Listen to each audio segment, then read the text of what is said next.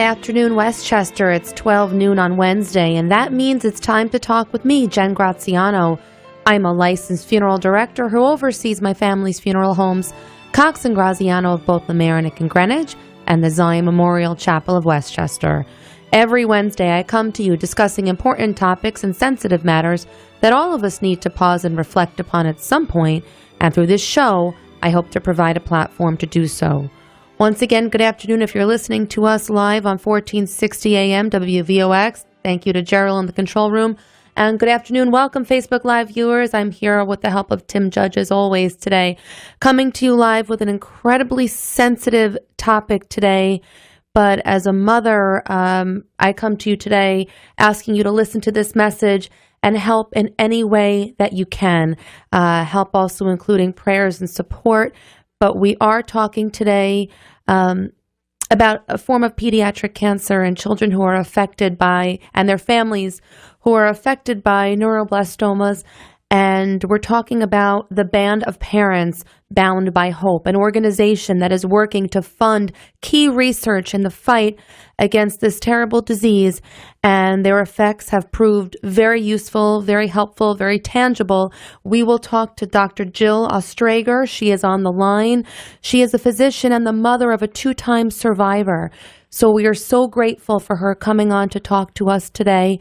And we hope that following this show, you will lend your support in any way that you deem possible. Doctor, are you on the line? Yes, I am. I want to thank you for taking your time out of your busy schedule to join me and to open up about your personal journey and talk to us today about the Band of Parents.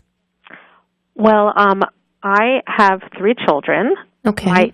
My youngest, Andrew, was diagnosed with stage 4 neuroblastoma in May of 2010 when he was 3.5 years old. And as a parent, when you get that diagnosis, your heart crumbles. You don't know what to do. And we were lucky enough to live here in the tri-state area and be informed that at Memorial Sloan Kettering in New York City, they have the world's experts on this particular cancer. And we entered treatment at that point, and thankfully I can say my son is now a healthy, happy, vibrant 12-year-old who attends 6th grade here in New Rochelle. Well, that is wonderful and really the greatest possible news that we can hear. And, Doctor, you being in the field that you are and what you've witnessed throughout the tenure of your career, when it hits that close to home, there's probably no words sufficient to describe the agony that you went through. When you are a parent, the emotions overtake anything you may have learned in medical school, Sure. Obviously. And the thing about neuroblastoma is that it is a very rare cancer. Approximately 650 children a year in the United States are diagnosed with it. So I really didn't know anything about it. And to be able to turn to a group, which is the Band of Parents, and be able to have access to doctors to, treat your child, it is everything that matters in the world. And patients and friends will always say, what is it like being a physician, having a child who's sick? And I liken it to when you're in a hospital, it's a foreign country, but I spoke the language. So I was able to help my son and as well help other families who are around us interpret what the doctors were saying and make decisions that made sense for their children. You must have been an invaluable resource to so many. And I only hope that people were able to be a resource and a source of comfort for you during that time and even still.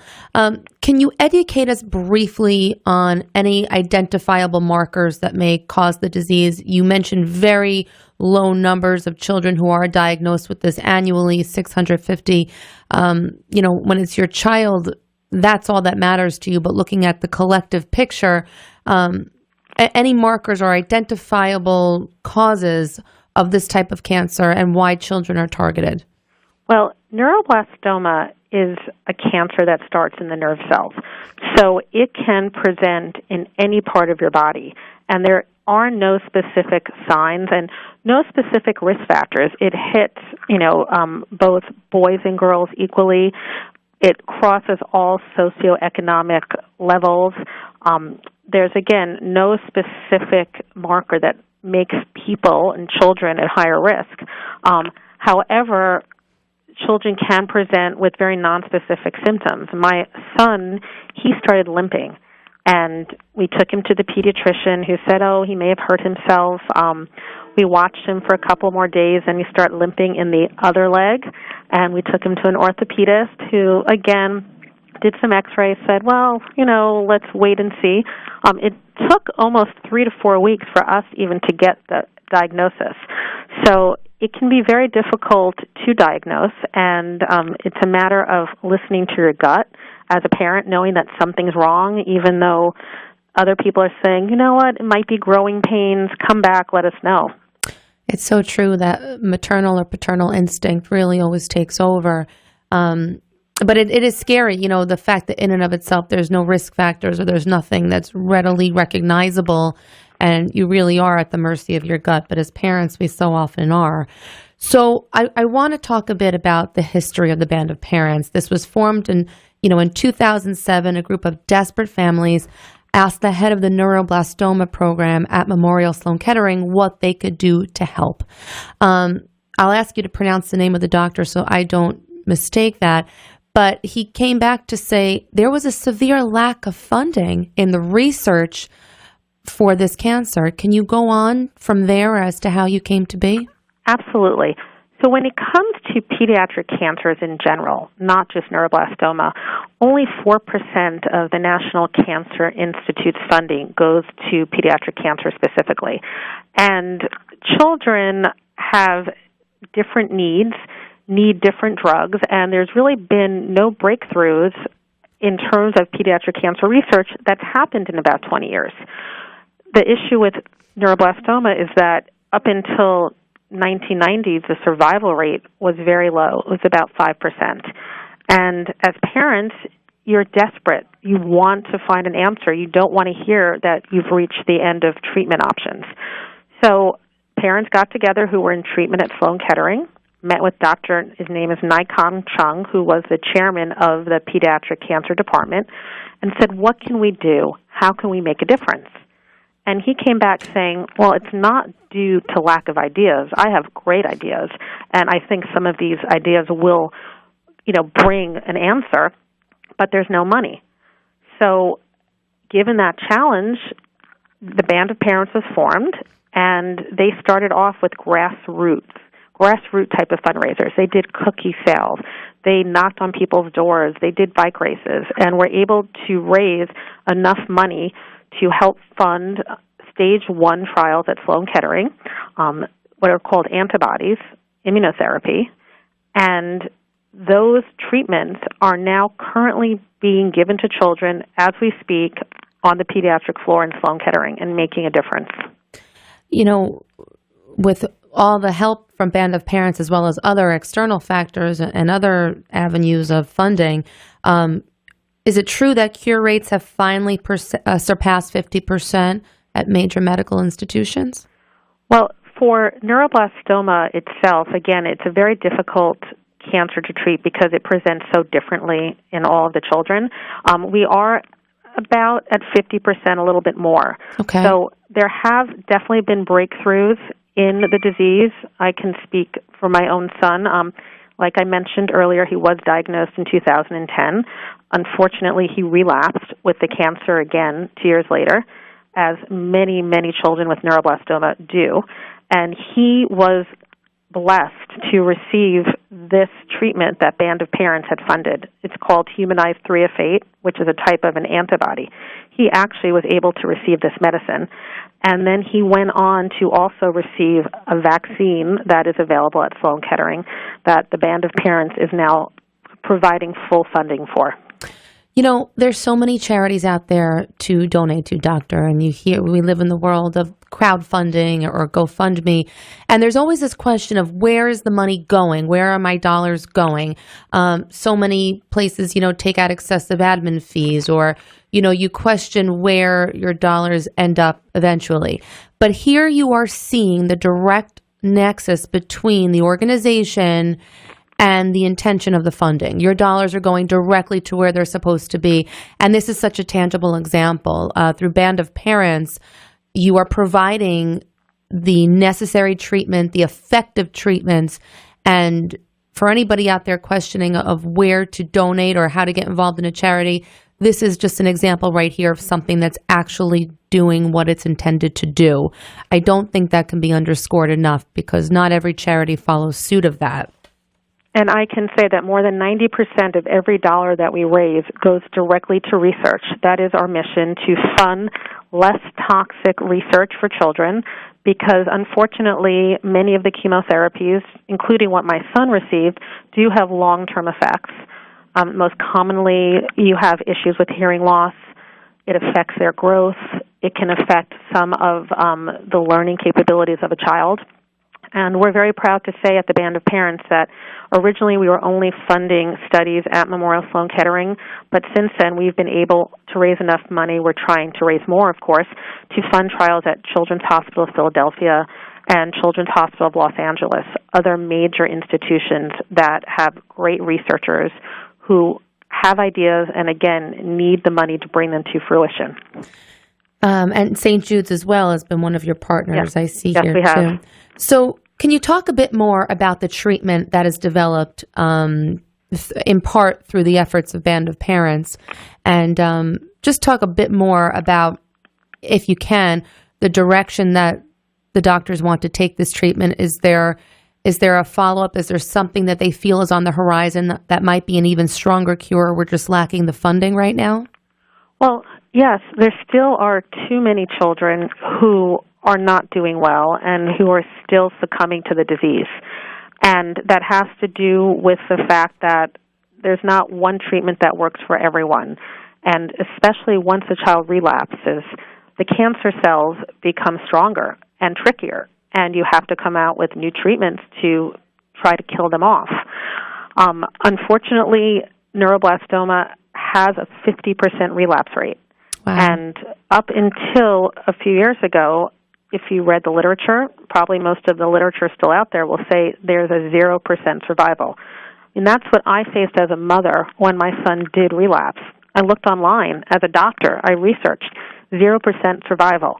But at Sloan Kettering, instead of reading the textbooks, they're rewriting the textbooks. And they said, no, we have ideas. And that's where, again, my son did get, phase 1 trial, which means very experimental, the antibody, phase 1 trial, the vaccine, and we were blessed again that he responded, his body responded. And there are children, though, who don't respond to it. They need more. They need something else to chip away at these cancer cells. So they are working on other forms of antibodies at Sloan as well as at other hospitals. And they're trying new innovative drugs that have never been tried to see perhaps if they worked against breast cancer or lung cancer in adults, would they have some potential for pediatric cancer? But again, these trials need funding. And pharmaceutical companies don't have any initiative to fund pediatric cancer trials because a cancer that only strikes 650 children is not going to be profitable for them. So their money isn't spent there. And that's where the children's hospitals rely on organizations like ourselves to help fund these innovative trials. Dr. Ostrager, in addition to the research and the funding, are there other areas of support that Band of Parents work? I mean, you're helping each other. You literally are a band of parents, and you're sharing common fears and concerns, and you are bound together by the hope and promise of a cure. Are there support services that are offered? Are there financial assistance for all the ancillary cost of healthcare, the traveling to the hospitals? Are there other areas that you're looking to help fund in the fight against neuroblastoma? Well, we do provide ongoing support for families who are newly diagnosed and who are dealing with relapse.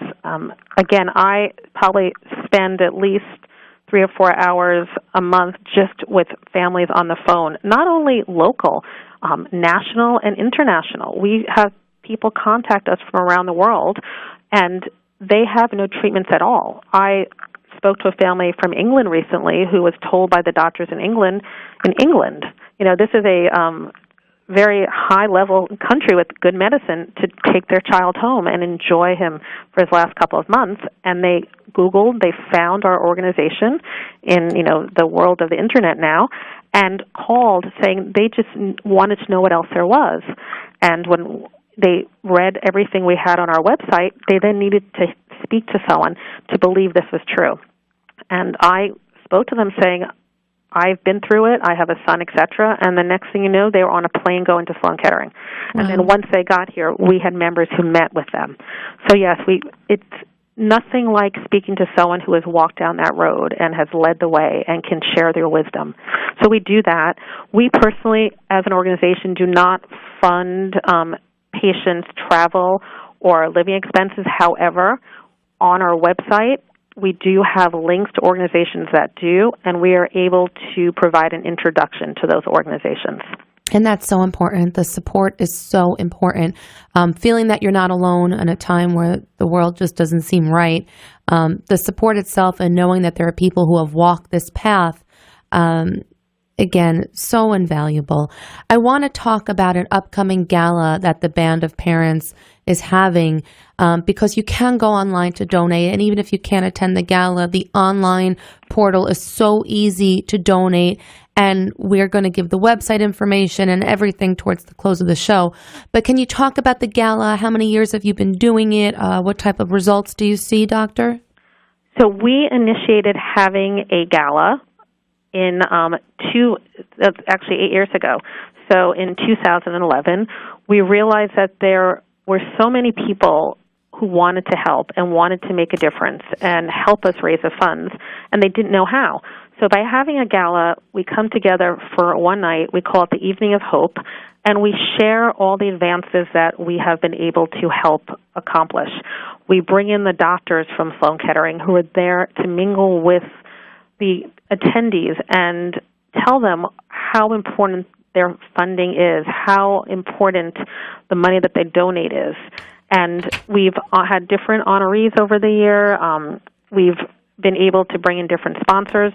But again, the event is Wednesday evening, May the 8th. It takes place in Manhattan at Marquee, which is a nightclub. It's from 6:30 to 9:30. Tickets are available on our website.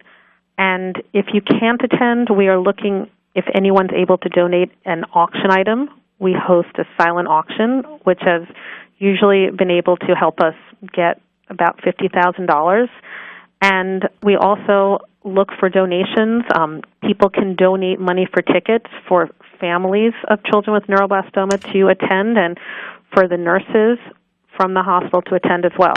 So we make it an uplifting evening as to how much we have accomplished, and again, share how much we still want and need to accomplish. It's about hope and maintaining hope when hope seems so far away, perhaps for some, but you have to hold on to that hope. And it sounds like the gala that you're hosting that evening does exactly that, bringing doctors in to speak firsthand with people who are impacted, welcoming the doctors, the nurses, having people there, knowing that it's an amazing cause. So again, if you're listening and you have nothing to tangibly give to a silent auction, your dollars will help. On the portal to donate, you can designate where you, in fact, want your funding to go, and there's a few options there. Doctor, do you have other fundraising efforts throughout the year, or do you just primarily rely on the gala as your main event? The gala is our main event, and we hope to bring in $200,000. That would be a wonderful goal. We do have, throughout the year, small fundraisers that occur. Most of them occur in localities across the U.S., families who host spaghetti dinners, families who host 5K walks. We're looking to do an event in the Westchester, Greenwich area come early fall. September is Pediatric Cancer Awareness Month, so we'd really like to get something together up here. I can say my own son my younger son had done a project 2 years ago. He is a hockey player, and we had an event local at the Ice Hutch in Mount Vernon where we did an event called Put Cancer in the Penalty Box, and we had people come and skate, etc. So, yes, we're always trying to think of innovative ways to raise money. And it sounds like you're doing a great job with that. So once again, let our listeners know what, or if you can speak to this, what is on the horizon. Give something tangible to know that where their dollars will be going if they are so generous to go online to donate or to support this gala in some way, shape, or form. You've explained to us that the funding has helped. The money that you've collected has helped. It's gone to fund key research that is vastly improving the survival rates for these children. Is there anything that we can see on the horizon that if we could only get more funding there, it'll become a reality? Well, one thing that we are looking right now for money is that we made a commitment of $1.3 million to Sloan Kettering to support this vaccine trial that I had discussed. The vaccine against neuroblastoma is currently only available at Sloan Kettering, and it has been shown to really, really change the course of the disease. And they are trying to have enough of it available because it takes money to produce the vaccine. And this was the life-saving treatment that my own son did receive 5 years ago. So we still have to raise the money to fully fund this trial. And it is being given to children now, and we want to be able to keep this trial going because it has proven to be so successful. And in the future, again, we hope that the research that's being done in the labs at Sloan Kettering will produce other treatments such as this, because the vaccine is not the answer for every child, but it is truly making a difference. You know, folks, again, you mentioned, Doctor, too, this affects people from across the board. There are no socioeconomic markers, no geographic markers. This could be anyone. If you go on the website, which is www.bandofparents.org, you can see some of the faces of children who have survived, who have been impacted, their families have been impacted, and you can put a face to them. Are you able to speak briefly about that, Doctor? I know you're very familiar with these cases. Yes. I have the website literature in front of me, but I'd rather you speak to it. When it comes to pediatric cancer, it just doesn't affect the child. It affects the whole family unit. It affects the community. I mean, absolutely. When I have 3 children, and when my youngest was being actively treated, that meant one parent was always at the hospital, leaving the other 2 children basically in the house. I can't even tell you how they got to and from school sometimes. The community came together to bring meals to our house, to bring our children to whether it was hockey practice or tennis lessons or just, to the local sanctuary. So it is a disease that impacts everyone. I think everyone knows someone who has been touched by cancer. And imagine a child going through it, having to sit and get poked all day when they don't understand it, having to get chemotherapy, having to spend days and weeks and months in a hospital, not being outside, playing with their friends, and not being able to go to school. So again, we're trying to return these children back to a normal life as well as their families. There are no words, and again, it's just speaking as a mother. There are just no words, but there is hope. And again, you tend to see the good in people through bad circumstance. But I commend you so much for being a mother and for being committed to this fight and for leading the way. Your knowledge of medicine has probably helped so many other parents. And like you said, just being there to translate that for them and just to show, the other side and the outcome. I credit you so much and your son and your family for all that you've been through. I will ask everyone once again to please visit www.bandofparents.org. This is the Band of Parents Bound by Hope. Whatever you can do, folks, be it contributions monetarily, or if there are items you can donate to this upcoming gala, every little bit helps and counts, and these parents are eternally grateful for the support that surrounds them during this difficult time. I really do thank you, Doctor, for taking the time to come on air with us today and share your story and help provide some insight on a disease that's affecting so many. Thank you for taking your time to highlight this disease and to share our story. And hopefully we will reach people out there who can, again, make us stronger. Absolutely. But holding on to the hope is key, and connecting to people such as yourself along the way on the journey. So that is bandofparents.org, and your upcoming gala, again, is what day, Doctor? It is Wednesday, May 8th at Marquee Nightclub in Manhattan. Wonderful. Please, folks, take a visit to the website. And I do want to give a shout-out to friends of mine, the Loro family, and Kaya Loro, who is a 4-year-old girl who is currently undergoing treatment. And Kaya, you are on everyone's thoughts and prayers, and I'm proud to be part of Team Kaya. Stay strong, and to her mom and dad and extended family as well. So once again, folks, this is an organization that needs your help and needs your support, and there's no question as to where the funds are going. So you need not worry, but if we all can do a little something, perhaps it'll yield lasting, wonderful effects. This is Jen Graziano thanking you for taking the time to listen today as we took the time to talk. Have a great day, Westchester. Bye-bye.